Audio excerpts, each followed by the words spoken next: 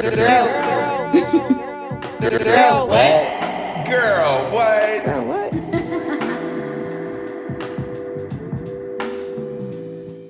Hi, everybody. It's your favorite host, Danielle Denise, and this is another episode of Girl What? Make sure you vote 5 stars, or not vote, rate 5 stars on Apple Podcast, leave a glowing review, and you can also vote/rate on Spotify now. So I need all the help I can get. Please and thank you. Today's guest is very special. She is such a gem, mental health advocate. She's a nurse, entrepreneur all around, podcast host, and my personal favorite fashion girly on the low. Hey, Christabel.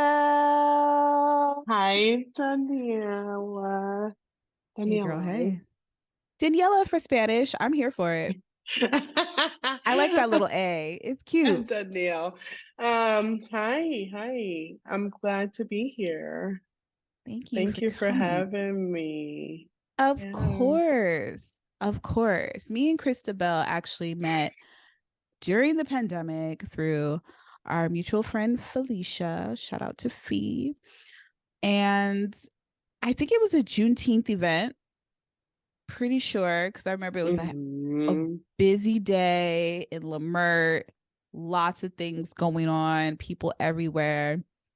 And that's when like pandemic was still like pretty fresh. I know we did not know what it was going to become, I don't think. And it was Yeah. such a great opportunity to just like connect Mhm. before everything like shut down for real, for real. So, Yeah. Yeah. It was pretty intense when I think about it. Like the pandemic was it didn't feel like it was that long ago. Well, actually, no, it feels like it was a while ago now. I don't know. My whole concept of time mm, in general is like off. I don't even know how it's yeah, May right now. yeah. So I mean, it's made up, number one.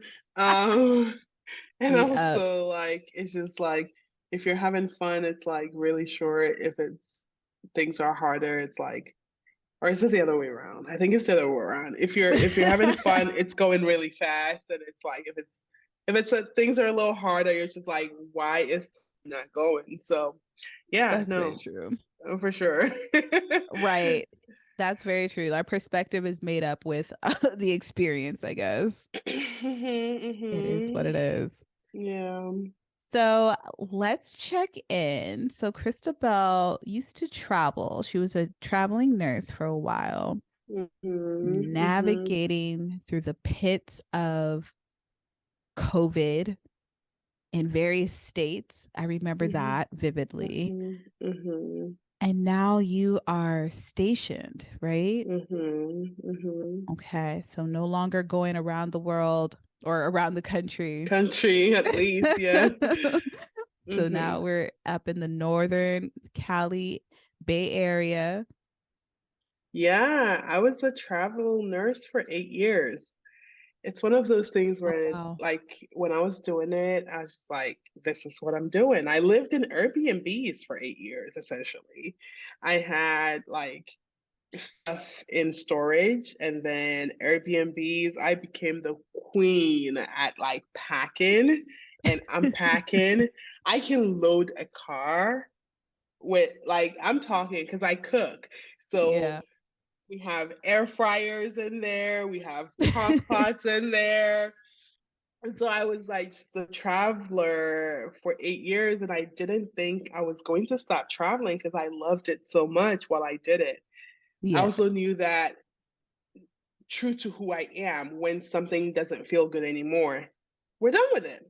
We just say thank you for the experience, and then we move on to the next thing. So when I felt called, what literally called me was I wanted a balcony where I could grow tomatoes.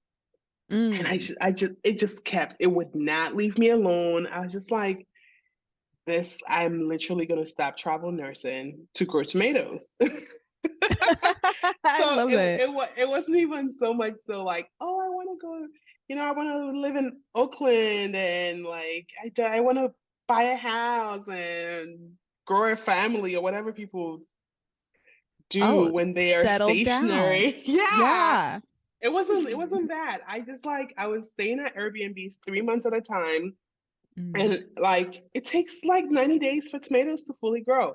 So I was just like, yeah, nah, we gotta sit down for a hot minute to make this happen.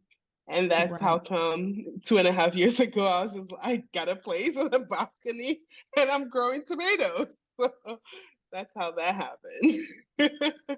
I love that. I love that the tomatoes was like, you know what? I need to get this down because you can't bring those on the plane. They don't really, travel well as they're trying to grow. So I get Yeah. it. I get it. But that's Yeah. amazing. I commend you for the hard work. Like honestly, everybody who was on the front line as or in the medical field working during COVID, like the busiest part and the most severe part, risking your own health mentally and Yeah. physically is That's just like traumatic. That's it's a traumatic. lot. Yeah. You guys And deserve it's like every penny you got in times two. honestly, no, I spent like it's the money I made during the pandemic feels epitome of when you hear blood money. You're Mm, just like, where did that money go? What did I mm. use it for? And you can't actually place it because you're so traumatized and in such a daze that, yeah, we were making 10 grand a week. And it was Wow. still just like, and this is for months at a time, right? So we're talking 40 grand every month, but you're having to be at the hospital 6 days a week. So of Mm, course, if any, I don't know if it's anyone, but like if you work more, you're gonna get paid more. So it wasn't so much so that like our hourly rates increased. It mm. was just that now we had an opportunity to work more, and a lot of the hours we were working were overtime. So Yeah. that's really where the money came from. So yeah, my hourly pay is still what I make right now, except now I'm working 2 to 3 days versus 6 days a week. And these are 12-hour days, so they're really long. So that money went towards, I mean, I basically quit nursing. I didn't work as a nurse for 9 months after the Mm. pandemic. The whole, I think, starting in October of 2020 all the way till like January of the next year. It was longer than that. It was longer than 9 months. I didn't work because I did not have the mental fortitude to do it. I thought I was going to quit nursing for good. And in fact, I've quit bedside nursing for good. Mm. And it's projected by 2025, a third of the nursing like nurses are going to quit nursing, like post pandemic nurses. Um, Oh wow. are going to quit nursing by 2025 because that was really a really hard time.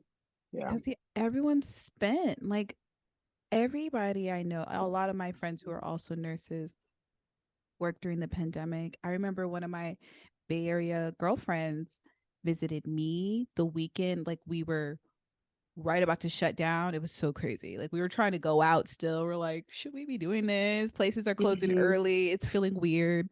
And she Mhm. told me the minute she went back home, she had to hit the ground running, like working OT every day, all day. Mhm. She was Mhm. able to buy a new house like a year later, but I can Yeah, just many only people did imagine. that. Many people did that. Many people bought cars, put pools in their houses, Yeah. um, bought houses, and they lost their love for nursing, you know. At the same in the same motion, I'm sure. Mhm.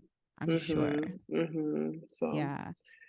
yeah, we're Yeah. still recovering from it. I still find it was severe PTSD. I couldn't sleep. I could see my patients who had Mm, died in my sleep and stuff like that. And so it took immense work with my therapist to get to a place where I could just like feel better about going to the hospital even. And even at that, I still like when we don't have much COVID patients anymore, but they still come through. And when they come through, they're not as sick anymore. But the way I know it's still in my body is that when we get that one COVID patient who is really sick, Mm, and I'm an assistant nurse manager now, as we round the floor to see what's going on, like the state of affairs of all the patients on the floor. When I walk past that room and I'm getting the report on them, I still feel my body tense up. I mm, check to see who the nurse is. Are they like my favorite nurse? Are they a really, really good nurse?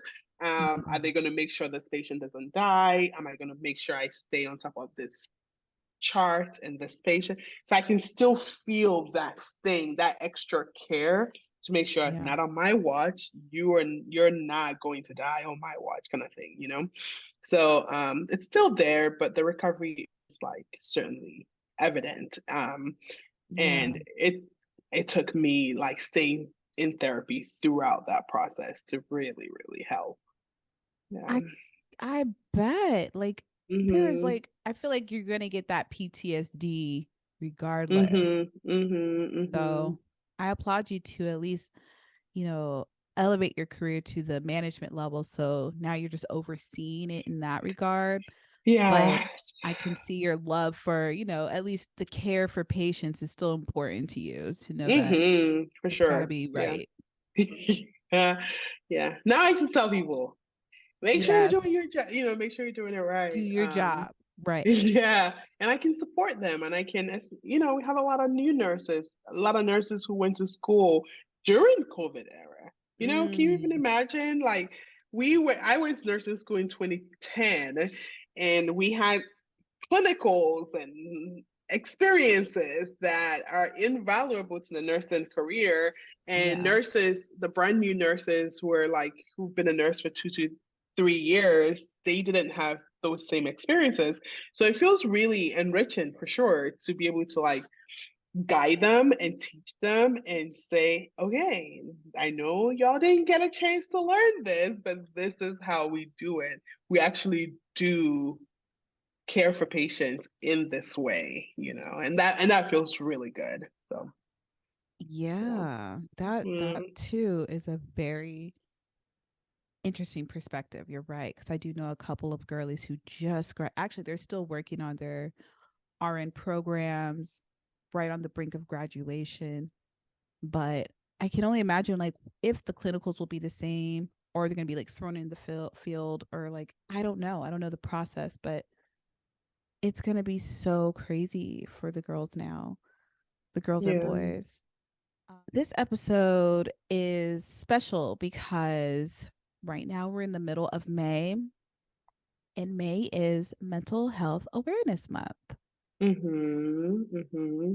And on the Girl What podcast, on the earlier episodes, much earlier, I've had a few episodes of revolving around therapy, advocating for it, firing my own therapist because things weren't working out, and how that actually felt pretty traumatic for me.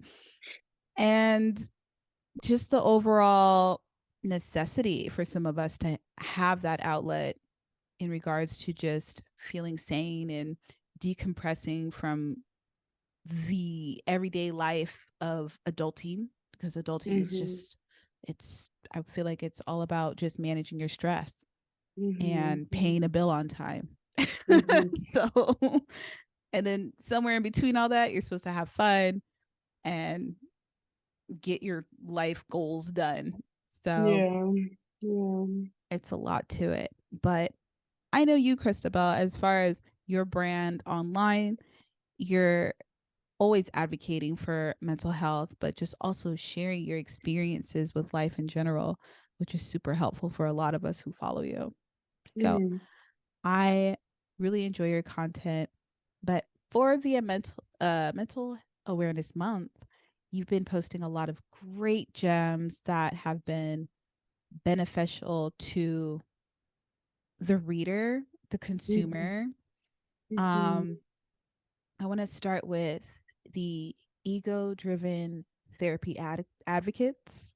Mm-hmm. And, these are the people who tend to, they advocate for therapy, but it's almost like they this is all they have for you. They kind of throw it at you like, just go to Mhm. therapy and everything will be okay. Like, this is the Yeah. one-stop shop. That's not Mhm. really how it goes. And just real quick, reading the post you wrote, it says if you're a mental health advocate, make sure you're advocating for access to basic human necessities before writing paragraphs on how people need to go to therapy. Otherwise, you're not helping anyone, just soothing your ego. Mm. That Yeah. I felt that. Yeah. I think, like you said, I am a big mental health care advocate. Mhm. It's changed my experience of living. It's made life, um, it's made me feel more in control of my life, Mm. not at the mercy of my emotions and every like whim and caprice of it, just like floating and just not knowing, not having charge.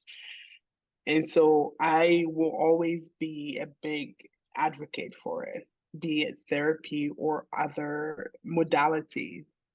Mm. But I could not benefit from therapy or mental health care if my bills weren't paid on time, Mm. if I didn't have a place to live, if I didn't have food to eat, if I constantly worried about job security, who is going to take care of my babies? I don't have kids, but like for parents, who is going to take care of my babies? And just like all these other things that I'm not even like a big proponent of Maslow's hierarchy, but it's a good-ish framework that if Yeah. your basic necessities are not met, self-actualization becomes that much more difficult. So Mm. yeah, I think people want to pass on their responsibility as community members, as human beings relating to other human beings, and just say, red flag, go to therapy. I just can't. If you I'm Mm. just like, nah. Before you can say you can't, have you figured out if that person who is being quote unquote toxic has food? Have you figured out a way to show up as a community member in a meaningful way? Again, even like, listen, I'm quoting all the things I'm not even a Christian, but like the Bible says, like if someone comes to you asking for bread and you send them away with prayers, you ain't do nothing, you Mm. know? And so it's Mhm. similar. That's how I feel about it for sure. And I think mental health care, because it's so hard to access, social media has become such a good avenue for people to get the basics of like psychotherapy as a science. This is what the study of human behavior looks like, and this is what it says about human behavior. At the same time, I feel like they've used it as an excuse to be like, to label everyone else but Right. themselves, to label other people. Most slides that gets the most share is almost always talking about the other person. Almost Mm. always. And to me, that is, for me, that's my first clue in as to like how beneficial that is. Because Yeah. any time I'm spending focusing on another person is time I'm not spending focusing on myself and my own possible toxicity and all these other things, right? And Yeah. so I think I advocate for mental health care, but before I advocate for mental health care, I advocate that people have enough resources to live life, Mhm. to give them space, Yeah. space to breathe, and then consider. enrolling in other forms of mental health care, to be able to even have the space to practice the techniques they're learning in therapy. So yeah, Totally. that's where that came from for me. Yeah, yeah. I feel like that's all accurate, because when you think about therapy, it's not the cheapest option to do, to get, to sign up for, and it's not easy. It's a Mm-mm. process, it's insurance, whether it's covered by your insurance or not. It's a lot of factors involved. So if you don't even have a job or anything, like how are you supposed to even get there? How's it supposed to Yeah. even be in your orbit if you don't have the access?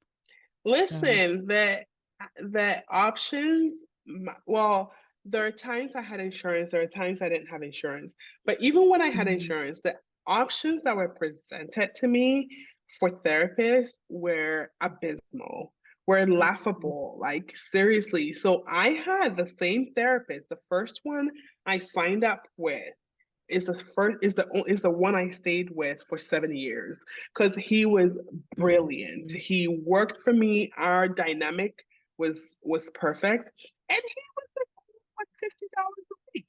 And I went to therapy every week for 7 years. Do the math. Shit is Wow. expensive. Yeah. No, seriously. Yeah. I was just like, okay, this is a car payment. This is like a Porsche, like some shit. Like I don't know. I don't know much car payments go for, but whatever I could be paying $600 a month for, this is it. I'm just gonna close my eyes and take it as a 72-month, car payment situation and just do it. Yeah. But it is expensive, you know. It's a Yeah. luxury. It's a luxury. It's a And it luxury to take shouldn't care of be. yourself. It Yeah. shouldn't be. And that is the sad part of like lack of universal health care and the sad part of lack of like, just access to the basic necessities. It should not be a luxury. And I think that's why and then when we recognize it as the luxury that it's forced on us for it to be, we can then just like take it easy on people and just chill out and mind Yeah. our own therapy, you know?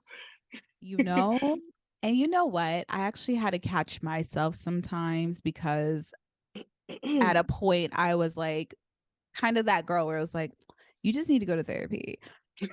But again, it's like when you think about the big picture, you think about capitalism, you think about everything we do in this country that makes it hard to even get for people. It's like, all right. So I am a growing girl. I definitely have grown out of that mindset Yeah, of, and just checking my ego with therapy as being the only end all be all answer to everything because it's not. It's just a yeah. lifelong, it's work no matter what, but it's work you want to do to keep yourself grounded and making sure We you're love doing to okay. see it. Yeah, we love to see it. No, Yeah. seriously though, I swear, what I used to do though is a friend will come to me all the time with the same issue. I'd be like, you need a therapist, and it's not me. Here's $600 to get you started. Okay, you better offer it up. No, I did it with a few friends. I was just like, okay, here, I hear you. I hear you. I I see hear you. absolutely see you. But my advice to you is going to be based on my objective, like on my subjective shit. And I don't want that for you. I want Right. better for you. And I just Yeah. so happen to have the money. So here's the coins for 4 sessions. Right. I'll give you at least three. And then we'll see how we can progress from there. And those people, that was the start, and they stayed in therapy. They found a way to make it work. They found lower cost methods and stuff, and they Yeah. found therapists who would do sliding scale even after that Yeah. first initial few sessions. So that's always like felt good to me to do. No, you're a great friend because what? That is a gift. That is a gift, like a whole package deal. Like, here, I'm helping you initiate this self-love for you. Like, I don't want to impose on that journey, you know? That's what it is. Yeah.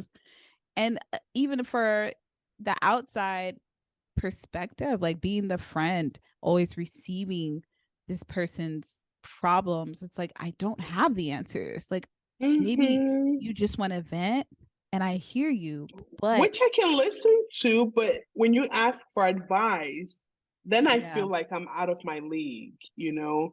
I Mm-hmm. can give advice because, like, kind of like what you were saying, therapy is not, community care is important.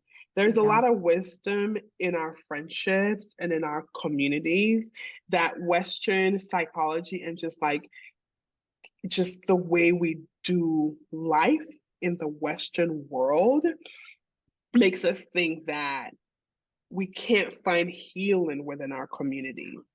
And Mm, so there is, even if that healing is in the form of somebody in the community giving you the money for the first few sessions of therapy, that is community healing yeah. as well. Uh, so yeah, no, for sure, I can give advice. I know things. I've lived long enough ish, you know.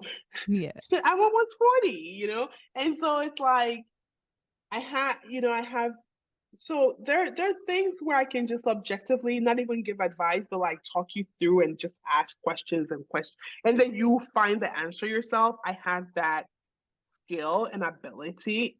And woo, to have one person dedicated to you every single week. You don't get to hear their problems. You don't get to Mm-hmm. hear their shit. It's just about you and you and you. That is a luxury that I just want everyone to have. I wish you didn't have Yeah. to pay for it. And that's kind of what therapy feels like to me, that therapeutic relationship. Because great therapists don't give advice, they help you get to the solution yourself Right. because it lies within you. We're smart, we're intelligent, we're brilliant, you know? Sometimes we Yeah. just like need that dedicated objective container where they're like, have you thought of it this way? What if we thought about this that way? What could that look like, you know? And just like Mhm. walk you through that process. So Yeah. yeah. The concept is pretty simple. Like it, like you said, they're not giving you the answers. They're Mm-mm. allowing you to come up with the answers, but giving you like an objective way to look at the problem. Yeah. Yeah, that's it. That's Yeah. But yeah, as far as like the cost, it that is just part of the game. Like, I hate that for us, but I really wish a lot of people would check in with their employers, because the mental behavior, mental health, there's coverage for mental health, long story short, for a lot Mm-hmm. of employers. So Yeah. listeners, check in if you haven't yet, because if you can find someone under your insurance, that would be your most cost efficient way to do it. Mm-hmm. Otherwise, you can work with therapists, usually, like you said, a sliding scale and other Mm-hmm. methods of payments. They could work with you, but Yeah, they can. Yeah. it's tough.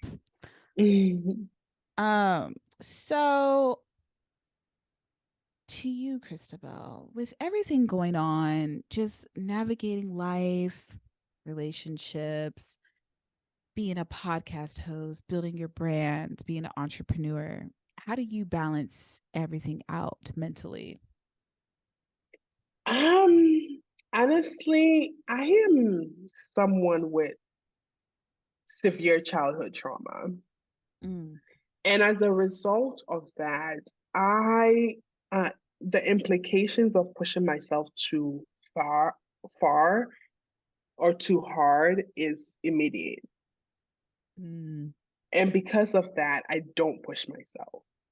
I know I could be further ahead.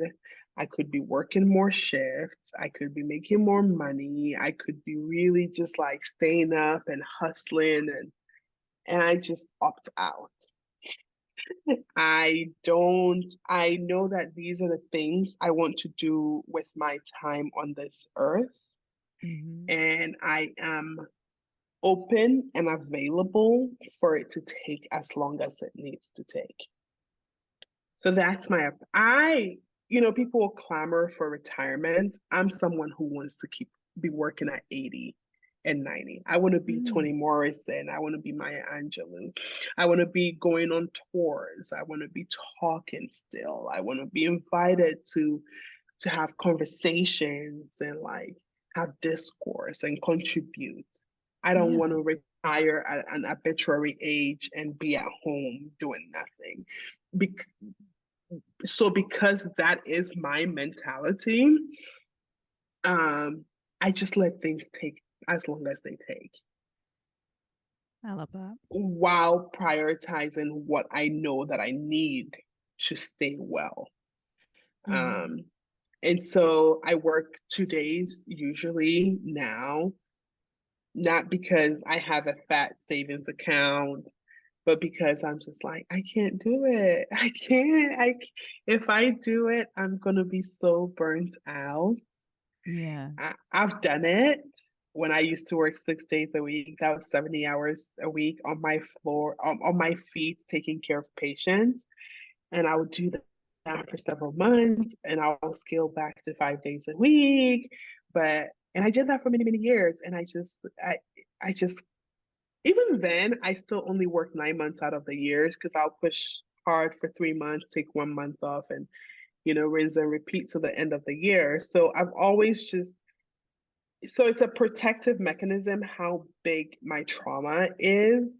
Mm-hmm. Um, because I will fall hard. I will just be really dysregulated. So I just let things take as long as they take, and be okay with that. That's beautiful. I think that's it's like, it's a pace. It's a nice Mm, pace to be at. It's a great practice of patience. mhm, mhm. Because I feel you. I do something similar where like I push myself like to the limit. I have so many different things going on. And then I get burnt out. And then I'm like, I need to take a break. But then that Yeah. break turns into like a long break. And it's like, am I going to go back to that? Do I And want then to when do you that do the again? math, if you had stayed at steady pace the whole time, you may have even achieved more, you know? 100% with Yeah. the consistency. Yes. Yes. Yeah. Yeah. You're getting enough sleep. You're being out in nature. You're hanging out with your friends. You're finding things that nourish you. And then you're blocking out calendar time to do some work. Yeah. Because I'm learning discipline too, because that too, my penchant for over relaxation is also a symptom of trauma. So it's Mm. like this weird balance that I constantly have to do. Because, like, literally left to me, I will watch 10 seasons of a British show. Like, I would not feel guilty. I would not feel lazy. Nothing. I have none of that. And I think it's because I grew up in Africa. I have none of that Mm. feeling of like, oh my God, you're so lazy laying here. Mm-mm. I'm watching a show. Do you see this story? Do you see the outfit? It's wow. No, that's real. That's real. Like that guilt, because that's sometimes I feel that guilt when I binge watch a show and it's like hour-long episodes and it's 2 a.m. and I'm like, this is my Saturday. It's the best feeling for me because I just like so I have to learn. I recently worked with a coach who taught me because I just made sure she understood my Mhm. need to not hustle. And thankfully that's also her ideology. So she taught me Mhm. little strategies and really little ways to block out calendar hours, like block out 2 hours. Christabel, you're gonna write for 2 hours. It Mhm. won't kill you. You don't have to stretch it to 4 hours. Just do the 2 hours and that's it. And let Yeah. it be. And then now watch TV, do this, do that. And so that's the way, especially now that my interests are expanding and I'm building out like different things. So Mhm. that's the strategy that I'm trying really hard to work on getting consistent with. Um, Work on getting my nervous system and my neural pathways to get used to, which is that, okay, we can still do all the things we love to do. Mhm. You have 2 hours to write. Just do the 2 hours. That's it. That's it. And so I have to do that. I have to bargain with myself a lot when it comes to that. Because I'm a living existential crisis. Left to me, my favorite philosopher is this guy. He was a French Algerian philosopher called Albert Camus. Mhm. Excuse me. And Camus said that the only thing that matters in life is to eat, drink, and make merry, and I try love that. to help other people do the same, Mhm. because life is absurd. Mhm. Existence is absurd in and of itself. The fact that we have to hustle this much to live only to grow old, get sick, and die is the most absurd thing. Wild. It's so like, what? Right. That's it? And you could like walk out on the street tomorrow and get hit by a car with no permission from you? Weird. Wild. And so as a result of that, just like try to find joy in life and try to find ways to bring joy into other people's lives. Yeah. And so with those two things as a guiding principle, I do realize that I need some discipline in order to create the the career, the businesses that I want to create, because the core of those businesses are to make an impact and help other people come into their own and like find joy in living. So I can sacrifice a little TV time for that. So yeah. That is beautiful. I'm not gonna lie, because I'm gonna adopt some of that, especially the bargaining with yourself, because like that is my biggest hurdle. Like discipline and me are just like on opposite ends of the room, just looking at each other like, what do you want? Like I don't want to do that. You don't want to see me. Like we don't need to do this.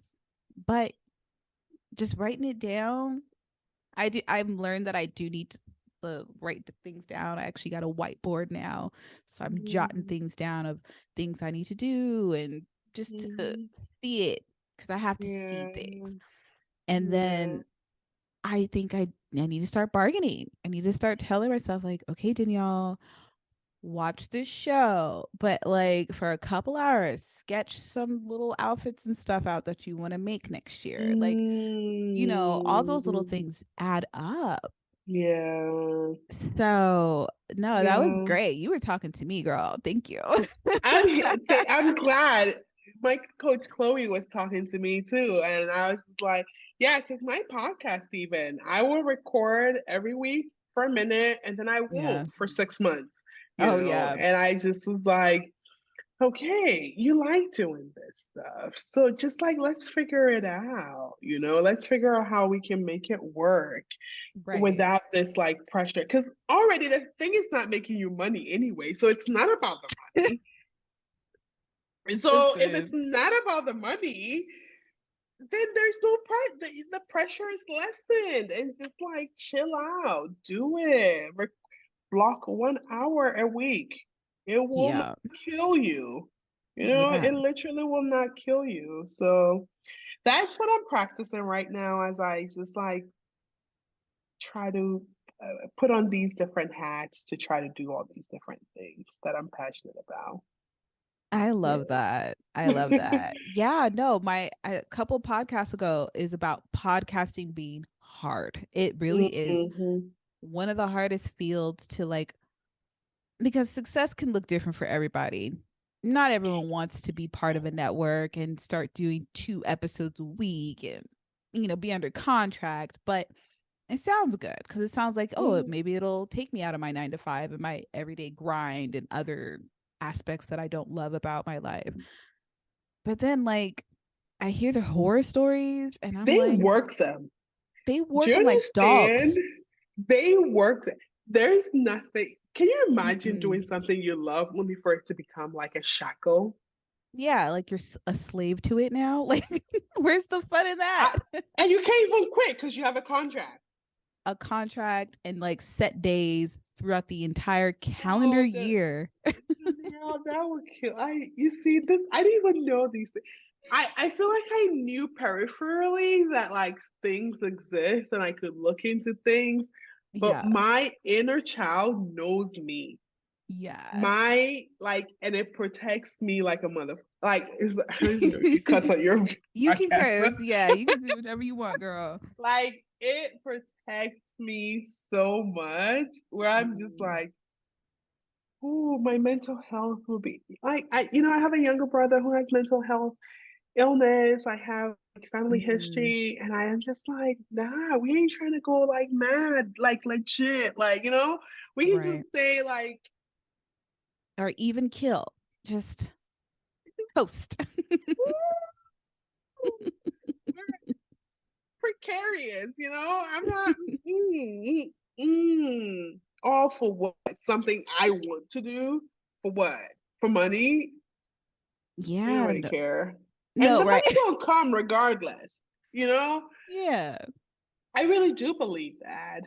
Um, I don't just believe that, I know that based on how my life has played out, like from when I first moved to this country when I was 21 and had Mm. $200 in my pocket and no papers to today. Like, Mm. it's gonna be fine.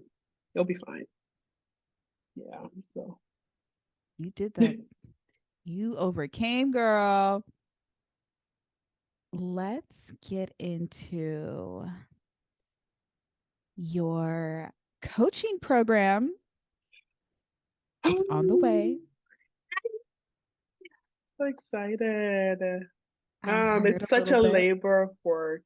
I mean, Yeah. labor of love. It really is. I'm writing it out now because, yeah, I want to put everything I have in it.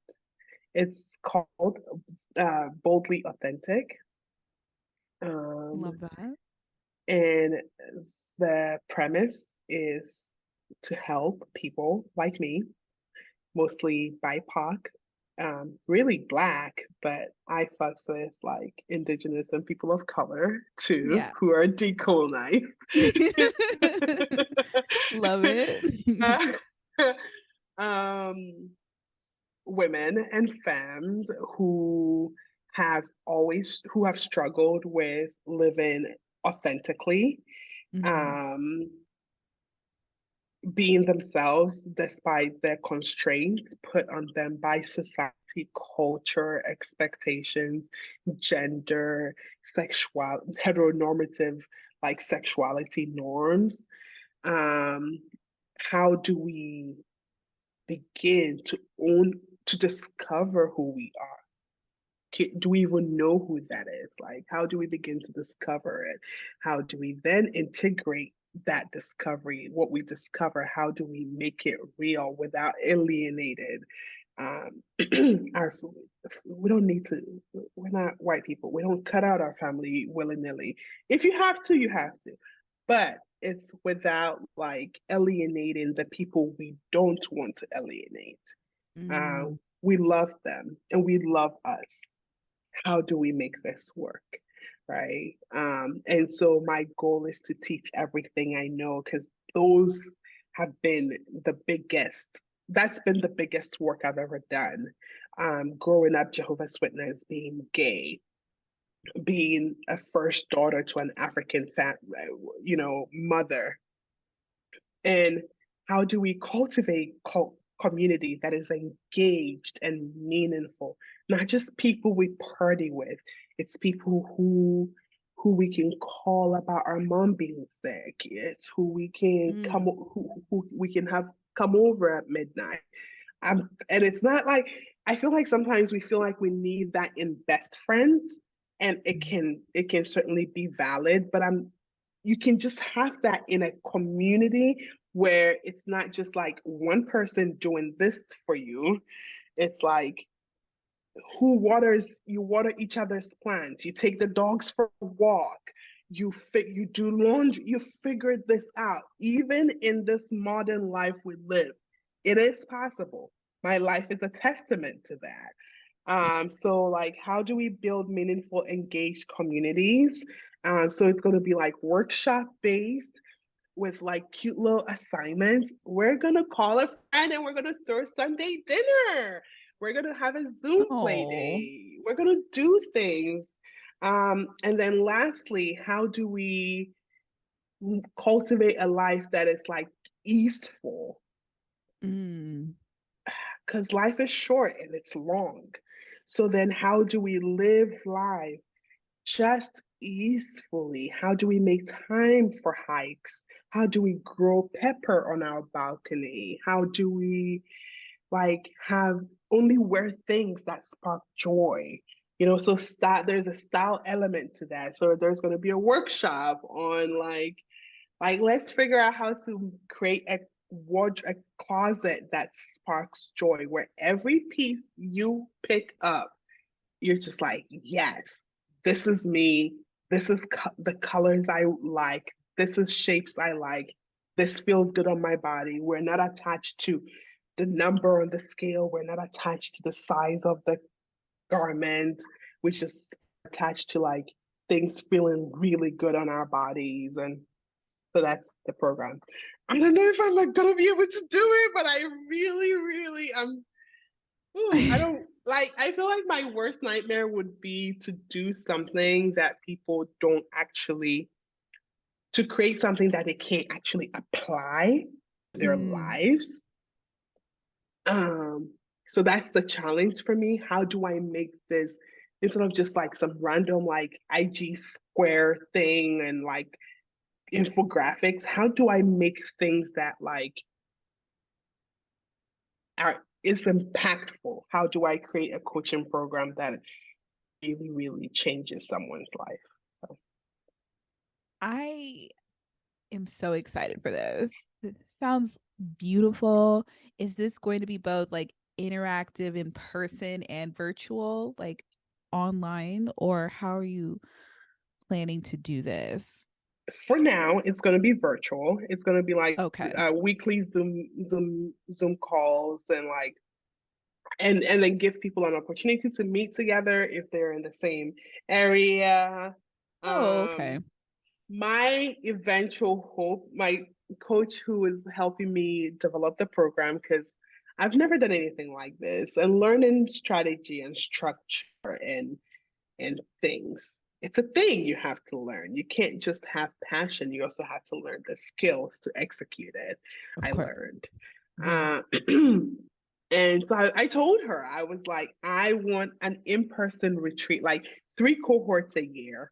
And at the end of the year, we have like this phenomenal in-person retreat, like a lake house by the water, and just like Ooh. beautiful, and like we do arts and crafts and like beginner meditation things, and like all these like, and people get, I met some of my best friends from this one group I was a part of that is like this. Okay.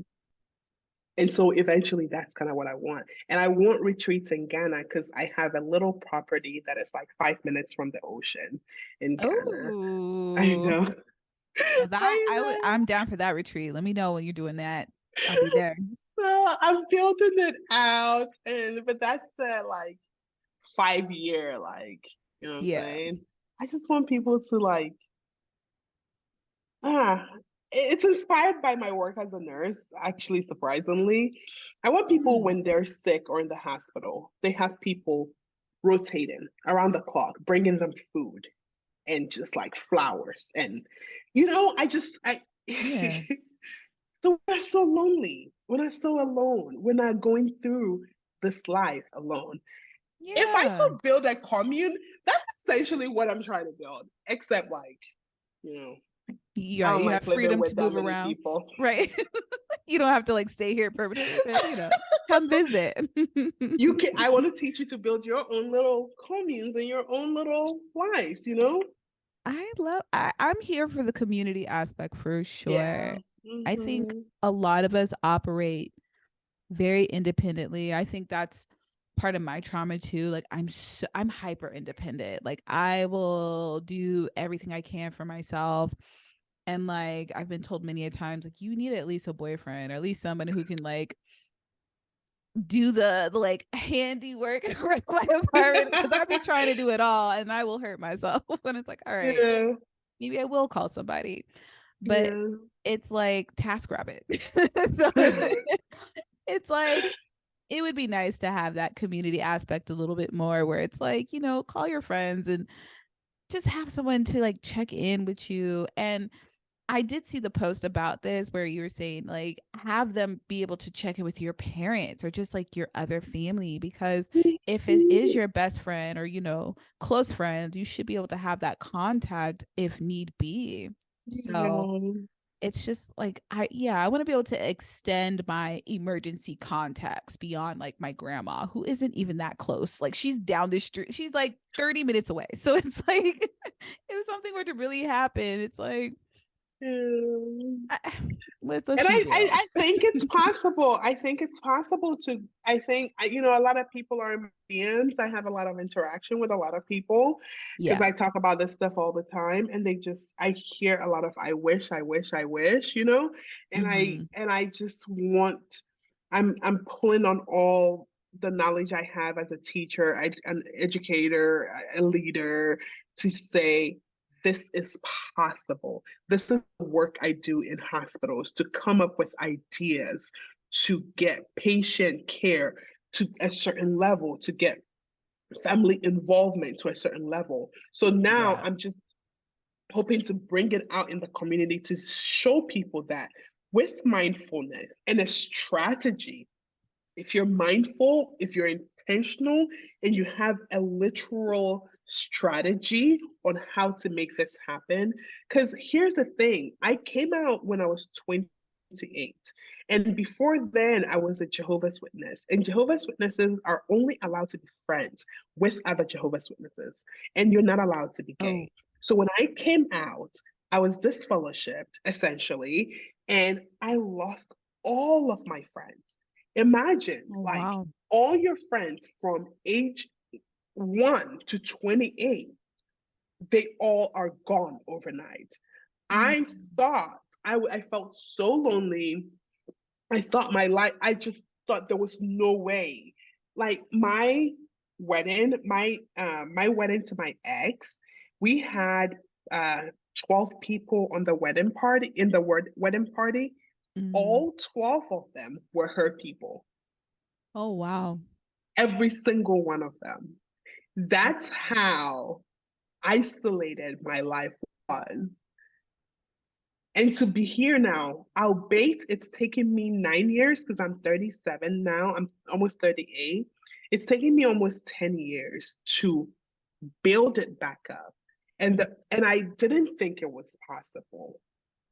And then my therapist helped me realize that it is possible. You just have to be the friend you want and be intentional in being that friend. And you cannot be that friend if you don't know who you are.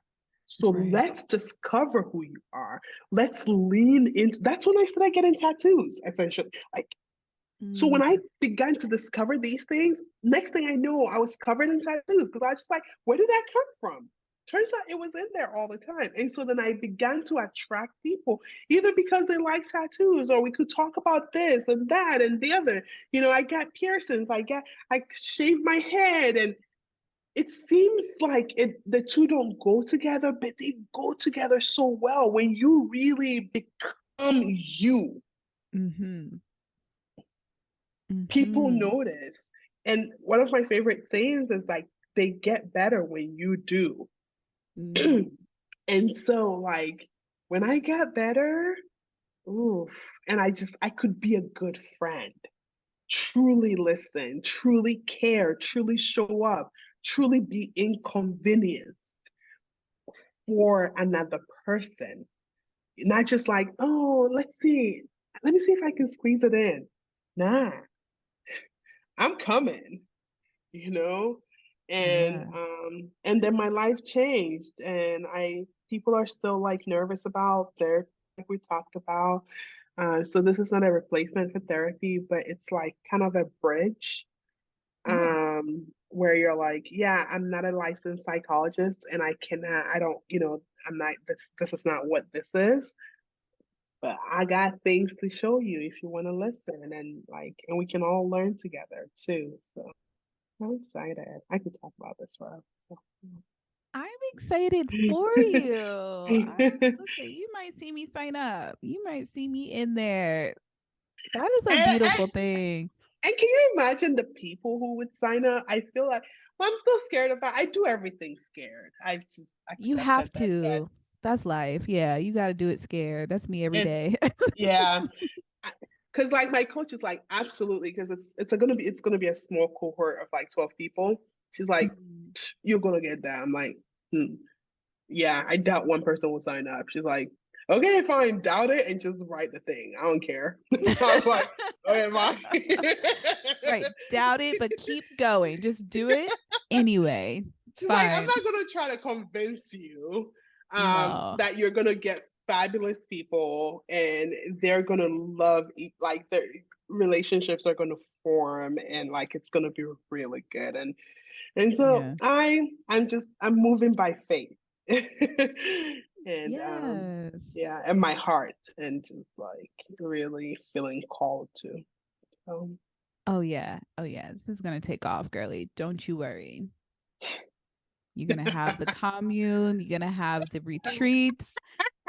It's all on the way. I can see well, it. from your mouth to God's ears, okay? It's happening, baby. It's happening.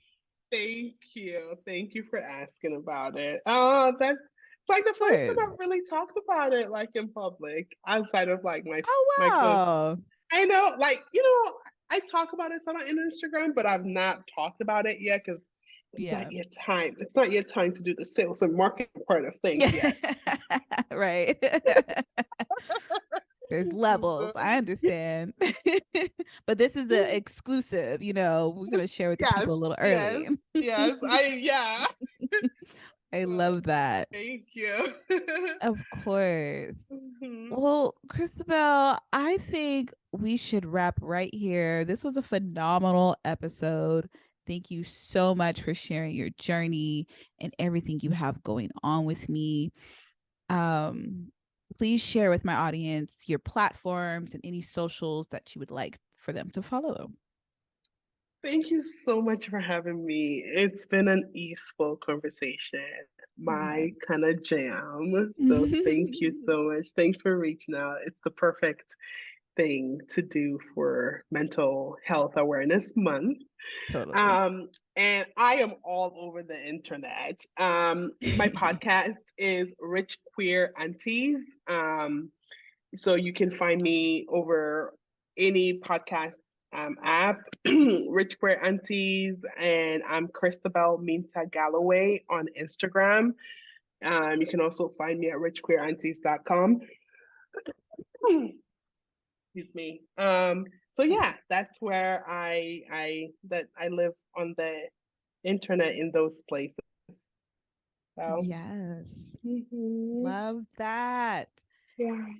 And as always, you guys, you can follow Girl What at Girl What _ pod on Instagram. And you can email me at girlwhatpod@gmail.com with any questions or comments, concerns, anything you have.